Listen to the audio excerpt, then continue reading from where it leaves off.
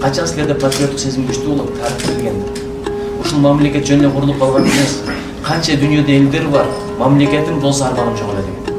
Өмүрүн берип атат ошо, мамлекетим болсо деп. Бул мамлекет болуш үчүн Манас ата канын төккөн, жанын берген. Чолпонбай Төлөбердиев келди, Дүйшөнкул Шопоков келди.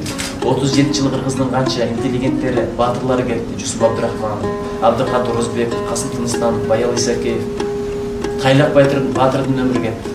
Алдынбек Татка, Курманжан да кошулду. Элим эл болсо экен, жол болсо экен деп көз алдында баласын астырып атсадан чыккан жок. Канча адамдардын курманчылыгы. Биз аны унута баштадык. Айтматов айткандай, маңкурт идеологиясынын таасири тие баштады. Мамлекет жөнүндө ойлогондор азайып калган мезгилде жараткан эркиндикти бизге жөндөп койду мамлекет. Ошон үчүн мамлекеттин кадырын билбей атабыз. Кантип кадырын билесиң?